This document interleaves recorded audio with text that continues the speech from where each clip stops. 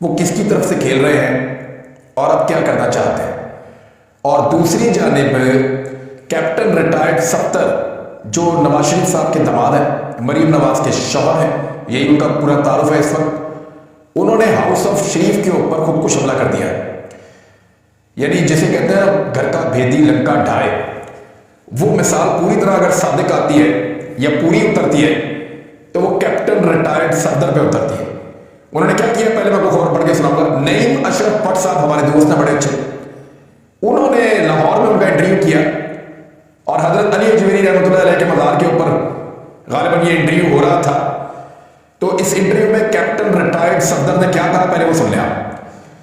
उन्होंने वोट दिया जो एक्सटेंशन के लिए 7 जनवरी 2020 को ये वोट दिया गया था और नवंबर 2019 में नवाज शरीफ साहब पाकिस्तान से बाहर चले गए थे। जनरल कमर जावेद बाजवा को एक्सटेंशन मिलने से चंद दिन पहले नवाज शरीफ साहब पाकिस्तान छोड़कर बाहर चले गए थे और फिर एक्सटेंशन के मामले पे उन्होंने किसी किस्म की कोई खराबी पैदा नहीं की। और 2020 में 7 जनवरी को नवाज शरीफ साहब की पार्टी ने जोक दर जोक पूरी पार्टी ने जाकर, पीपल्स पार्टी के तमाम लोगों ने आकर, एएनपी, फजल रहमान, तमाम लोगों ने मिलकर जनरल कमर जावेद बाजवा को एक्सटेंशन के लिए वोट दिया, जो इमरान खान साहब चाहते थे कि एक्सटेंशन दें। इमरान खान उसे अपनी बड़ी गलती करार दे रहे हैं, लेकिन अब कैप्टन सफ्दर ने कहा कि नवाज शरीफ की बड़ी गलती थी। जिस दिन हमने कमर जावेद बाजवा को एक्सटेंशन का वोट दिया तो हमारा बयानिया दफन हो गया, वोट को इज्जत दो वाला। हमने वोट को इज्जत दो के बयानिए को बेइज्जत कर दिया। वोट को इज्जत दो का बयानिया अब नहीं चलेगा, ये कैप्टन रिटायर्ड सफ्दर कह रहे हैं। अब जरा यहां रुक जाए, पहले एक फैक्ट आपके सामने रख देता हूं, फिर आगे बढ़ते हैं। 7 जनवरी 2020 ये वोट दिया गया और कैप्टन सफ्दर को यह लगा कि वोट को इज्जत दो का बयानिया दफन हो गया। लेकिन 18 अक्टूबर 2020 यानी इस वाकये के लगभग 10 महीने के बाद यही कैप्टन सफ्दर कराची में मरीम नवाज के साथ जाते हैं और बाबा कौम हजरत कायद आजम रहमतुल्लाह अलैह के मज़ार के ऊपर खड़े होकर नाच नाच कर वोट को इज्जत दो का नारा लगाते हैं। जिसके बाद इनको गिरफ्तार किया जाता है दरवाजा तोड़कर और फिर वहां पे सीनियर ऑफिसर्स को ओहदों से हटा दिया जाता है। बाजवा साहब इसका नोटिस ले लेते हैं कि कैप्टन सफ्दर को गिरफ्तार क्यों किया।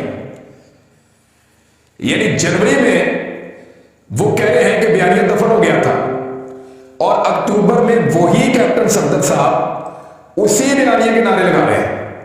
यानी लोगों को बिल्कुल समझा हुआ, जब चाहेंगे वो कहेंगे कि बयानिया मौजूद है और जब कहेंगे वो कहेंगे कि बयानिया मौजूद नहीं है, दफन हो गया।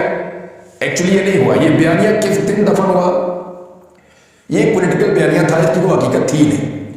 वोट को इज्जत के बारे में मैं बार बार कहता हूं कि पीएमएलएन के साथ या शरीफ खानदान के साथ इस नारे का कोई ताल्लुक नहीं है, ये झूठ बोल रहे हैं। और ये नारा सिर्फ पॉलिटिकल गेम के लिए था और ये नारा एक्चुअली पूरी तरह दफन तब हुआ जब रजीम चेंज ऑपरेशन के नतीजे में ये इस सरकार का हिस्सा बने। ये नारा तब दफन हुआ जब नवाज शरीफ साहब डील करके पाकिस्तान से बाहर चले गए। ये नारा तब दफन हुआ जब इन्होंने NRO 2 ले लिया। ये नारा तब दफन हुआ जब इन्होंने एस्टेब्लिशमेंट के बूट पॉलिश करना शुरू कर दिए और जब चमक में कमी देखी तो जबान से भी बूट पॉलिश कर दी, तब ये नारा दफन हुआ था। वरना ये नारा तो मौजूद था, एक नारा आपने लगाया था, लोगों को पसंद भी था, लोग आपको जिमनी इलेक्शन में वोट भी डाल रहे थे और लोग एस्टेब्लिशमेंट के खिलाफ भी हो रहे थे। लोग ये कह रहे थे कि एस्टेब्लिशमेंट पाकिस्तान को चलने नहीं देती। तो अब लोग इसको ओन कर रहे थे नारे को, लेकिन आपने डील कर दी। एक्चुअली जो डील के ऊपर लॉक लगा वो जाकर लगा रजीम चेंज ऑपरेशन का हिस्सा बनने पर। और नवाज शरीफ इस ऑपरेशन का मेन कलीदी किरदार थे, मेन हिस्सा थे।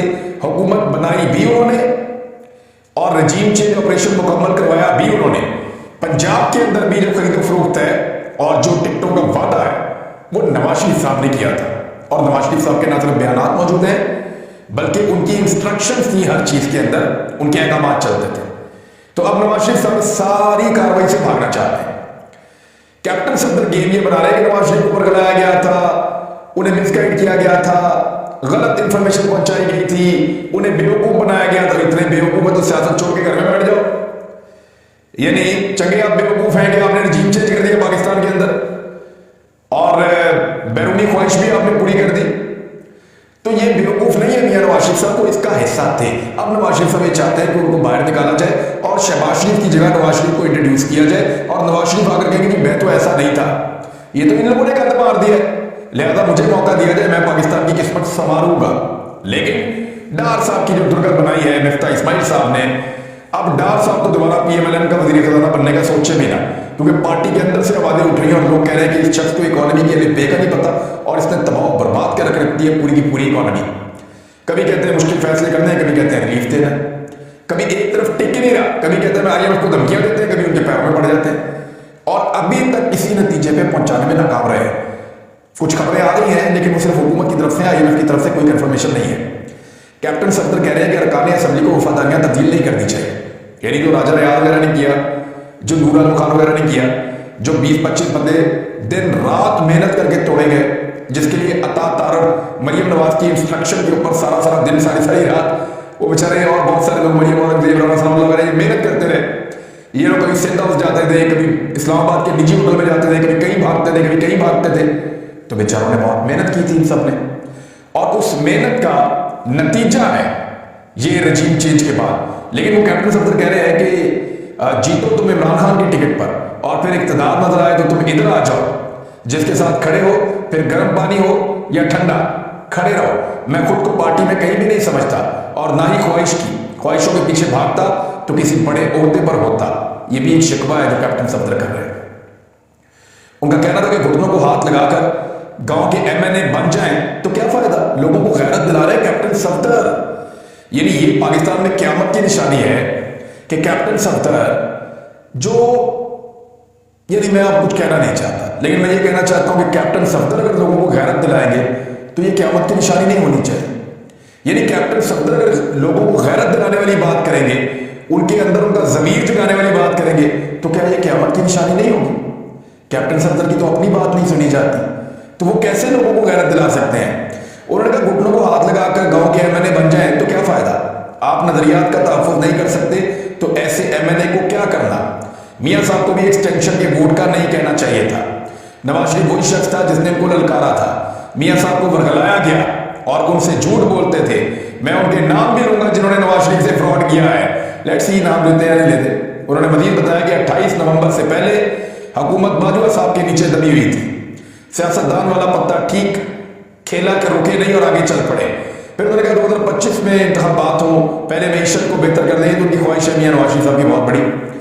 कैप्टन सफदर ने कहा कि सियासी मुकाबला सियासत में होना चाहिए, यहां तो हर तरफ गंद है, मिफ्ता का दिल ना दुखे इसलिए मैंने यूथ विंग से इस्तीफा दे दिया। शाहिद खाकान अजीम इंसान है जिसने मुशर्रफ का मुकाबला किया, अटक किले में रहा और शाहिद खाकान अब्बासी को उर्दू से बड़ी शख्सियत करार दिया न्यूली के रहनुमा ने, और कहा कि हमजा शहबाज मेरा छोटा भाई है, वो मुझसे या किसी से नाराज नहीं है, मैं बड़ा भाई हूं, उनको कहूंगा कि वापस आ जाए। और उन्होंने ये भी कहा कि इमरान खान के खिलाफ बयान पर मैं शर्मिंदा हूं, शर्मिंदगी का इजहार किया, मुझे इमरान खान पर जाती हमला नहीं करना चाहिए था। अब मामला यह है कि क्या मरियम नवाज के खिलाफ उनके घर से आवाज उठना शुरू हो गई है? कैप्टन सफदर गैरत दिला रहे हैं मुस्लिम लीग नून के लीडर को, इस तरह तो पीएमएलएन बचेगी नहीं, ये तो घर की पार्टी है। वो गैरत क्या दिलवा रहे हैं कि लीडर के सामने खड़ा होना चाहिए, चापलूसियां नहीं करनी चाहिए, टिकटों के लिए कंप्रोमाइज नहीं करना चाहिए, मियां साहब को भी एक्सटेंशन के लिए नहीं कहना चाहिए था। यानी ये सारी चीजें अब कैप्टन सफदर कह रहे हैं तो मरियम नवाज के घर से बगावत की आवाज उठना शुरू हो गई है। और कैप्टन सफदर ने यह भी कहा कि मुस्तकबिल करीब में तो मरियम नवाज को वजीर आजम बनता नहीं देखा। उन्होंने दावा किया कि इंतखाबात 2025 में होंगे और अगले 5 साल शहबाज शरीफ को मिले तो पाकिस्तान में बेहतरी आएगी। वैसे शहबाज शरीफ ने जो हालत कर दी है 86 रुकनी काबीना के साथ, पाकिस्तान की तारीख की सबसे बड़ी काबीना और सबसे गलत पॉलिसी, सबसे ज्यादा महंगाई और सबसे बदतरीन गवर्नेंस। यानी शहबाज शरीफ ने वज़ीर आज़म पंजाब रह के सिर्फ पैसे खर्च करने होते थे, वफाक से पैसे आते थे, खर्च करिए, तो खर्चा करने वाले मास्टर थे। अब पहले ही मतलब जब काम करना पड़ा और कमाना पड़ा है तो लग पता गया उनको कि किस तरह से पैसे इकट्ठे किए जाते हैं कौन से, और कोई काम नहीं हो रहा उनसे, इसी जगह के ऊपर कोई एक पॉजिटिव इंडिकेटर नहीं। शहबाज शरीफ ने कोई एक बेहतर काम ऐसा किया हो जिसके ऊपर ये कहे कि ये काम हमने कर दिया है। 12 मरियम नवाज से डांट पड़ी है, सरजनिश हुई है, और ये खबर छपी है एक्सप्रेस पे। खबर ये कहती है कि कैप्टन सफदर के हालिया इंटरव्यू के मामले पर पार्टी की सीनियर नायब सदर और चीफ ऑर्गेनाइजर यानी घर के ही सारे बंदों को होते देने होते हैं, इन्होंने तो मरियम नवाज को दे दिए नवाज शरीफ ने। मरियम नवाज ने सरजनिश करते हुए उन्हें पार्टी पॉलिसी के खिलाफ बयानबाजी से रोक दिया। मरियम नवाज ने हदायत की है कि कैप्टन सफदर समेत कोई भी रहनुमा आइंदा पार्टी पॉलिसी से हटकर बयान ना दे। हर पार्टी रहनुमा कोई भी बयान देते हुए पार्टी पॉलिसी को लाजमी मद्देनजर रखे। मरियम नवाज ने तंबीह करते हुए कहा कि जो भी पार्टी पॉलिसी से हटकर चलेगा उसके खिलाफ सख्त एक्शन लिया जाएगा। जराये के मुताबिक कैप्टन सफदर को इससे पहले पार्टी पॉलिसी से हटकर बयान देने पर शोकॉज नोटिस भी जारी हो चुका है। बहरहाल मरियम नवाज बताएंगे कि पार्टी में क्या कहना और क्या नहीं कहना। यानी पार्टी के अंदर लोग सियासत कर रहे हैं 20-20 साल से, 40-40 साल से, और ये चंद साल पहले आने वाली मरियम नवाज अब पार्टी की पॉलिसी बनाएंगी और बनाकर बताएंगी कि आपने कैसे चलना है और किस तरह सियासत करनी है। यानी इनका तो शायद वो तजुर्बा नहीं होगा जो पार्टी के अंदर लोगों का, तो बेचैनी ऑब्वियसली पार्टी के अंदर पैदा होगी। और ये मैं बेचैनी, मुझे ऐसा लगता है कि मैं पीएमएलएन को बड़ा लंबा अरसा कवर करता रहा, इस पार्टी के लोगों में बड़ा पोटेंशियल है, इसमें कुछ बड़े अच्छे लोग भी हैं जो जमहूरियत में यकीन रखते हैं, और मुझे ऐसा लगता है कि वो लोग आवाज़ उठाएंगे, मुझे ऐसा लगता है कि वो लोग रिएक्ट करेंगे और मरियम नवाज की बातों की अंधाधुंध तकलीफ से अपने आप को बचाएंगे। क्योंकि इस वक्त पार्टी के अंदर मकबूलियत भी कम है, तो उस वजह से लोगों के लिए आसान भी होगा अपनी राय देना और अपनी बात करना। अब मामला ये है कि जनरल बाजवा ने जो कॉलम लिखवाया जावेद चौधरी साहब से, उसकी सफाइयाँ तो पेश की जा रही हैं, लेकिन दो नुकते उसके बड़े अहम हैं। एक ये है कि इमरान खान पाकिस्तान के लिए खतरा था, उस पर लोगों का बड़ा शदीद रद्दमल आ रहा है। मैंने एक सर्वे भी करवा लिया, मैंने कहा लोगों से भी पूछ लेते हैं कि लोगों की इसमें राय क्या है। जनरल बाजवा इमरान खान को मुल्क के लिए खतरा समझते थे, तो मैं ये तो नहीं कह रहा कि जनरल बाजवा मुल्क के लिए खतरा थे, लेकिन मैंने एक सर्वे करवाया, हर मिनट में 1000 वोट पड़ रहा है इस सर्वे पे, तो मुझे उम्मीद है कि लाखों में इस पे वोट पड़ जाएंगे। लगभग अभी तक 20-22 मिनट में कोई 20,000 से ज़्यादा वोट पड़ चुके हैं। सवाल हमने ये पूछा कि कॉलम के मुताबिक जनरल रिटायर बाजवा के बकौल इमरान खान वज़ीर आज़म रहते तो पाकिस्तान कायम ना रहता। आपके ख्याल में पाकिस्तान के लिए कौन बेहतर रहा, जनरल रिटायर बाजवा या इमरान खान? दो ऑप्शन हमने दिए। तो यहाँ पे आप हैरान हो जाएंगे कि 5% लोगों को ये लगता है, पूरे 5% लोगों को ये लगता है कि जनरल रिटायर बाजवा पाकिस्तान के लिए बेहतर है, जबकि 95% लोगों को ये लगता है, 95% लोगों को, कि इमरान खान पाकिस्तान के लिए बेहतर है। तो 5% के जो है वोट लेकर जनरल बाजवा जो है वो मुकाबला कर रहे हैं। उन्हें खुद सोचना चाहिए और इस चीज़ से इबरत पकड़नी चाहिए उन तमाम लोगों को एस्टेब्लिशमेंट में जो ये सोचते हैं कि वो बंद कमरों के अंदर फैसले करेंगे और लोगों से उनकी राय का हक छीन लेंगे और पाकिस्तान के अहम तरीन फैसले बंद कमरों में करके पाकिस्तान को अपनी मर्जी से चलाएंगे और बनाना रिपब्लिक बनाएंगे। उन तमाम लोगों को इबरत लेनी चाहिए इस किस्म के सर्वे से। खुद भी वो करना चाहे तो एक सर्वे करके देख सकते हैं, उनको आइडिया हो जाएगा। महंगाई के ऊपर आते हैं, लेकिन दूसरी चीज जो है इसमें एक चीज और भी है इस इंटरव्यू में। सफाइयां तो आ रही हैं, लेकिन जावेद चौधरी साहब हैं, मैं उन्हें जानता हूं, उन्होंने बहुत सारे ऐसे इंटरव्यूज किए हैं और ऐसा मुमकिन नहीं है कि वो किसी की बात कहे बगैर उसको रिपोर्ट कर दें। किसी ने ये बात कही तो उन्होंने कह दी, लेकिन ये बात कही क्यों गई, जरा इसको गौर करें। इसमें जो काम वाली चीज थी ना, जो पीएमएलएन के काम आ गई थी, जनरल बाजवा इस लेवल पे मुबैना तौर पे आ चुके हैं। कुछ लोगों का ये कहना है कि वो खासे परेशानी में है और उनके लिए हालात उतने आसान नहीं है इन सारी चीज़ों को देखना, क्योंकि लोगों में वो बहुत टीफेम हुए हैं और उनकी पॉलिसी को लोग ये समझते हैं कि उन्होंने पाकिस्तान के लिए बेहतर नहीं किया। तो उसकी वजह से, और वो अपने मुंह से भी कहते हैं, उन्होंने अपने इमेज का नुकसान किया है, अपने इमेज की कुर्बानी दी है, तो उनका इमेज बहुत ज़्यादा खराब हुआ, उसकी वजह से डिप्रेशन तो होती है। तो जनरल बाजवा अभी भी इमरान खान को हराना चाहते हैं और उसके लिए वो पीएमएलएन को एक बयानिया बनाने में मदद करेंगे। आप गौर कीजिएगा, पीएमएलएन जनरल कमर जावेद बाजवा को जितना मर्जी बुरा भला कहेगी, जितना मर्जी उनके ऊपर इल्जाम लगाएंगे, लेकिन उनको वो जवाब नहीं देंगे। याद रखिएगा, तब तक जवाब नहीं देंगे जब तक कि पीएमएलएन को उसका फायदा नहीं होगा। जिस वक्त वो देखेंगे कि इस वक्त पीएमएलएन को जवाब देने से पीएमएलएन का फायदा होगा, तो उस वक्त वो जवाब दें। अब यहाँ पे एक और जो मुद्दा इस कॉलम के अंदर शामिल था वो ये था कि इमरान खान के कहने पर शौकत तरीन साहब का केस जनरल बाजवा ने जनरल फैद अमीर को कहकर खत्म करवा दिया, नैब के अंदर जो केस था।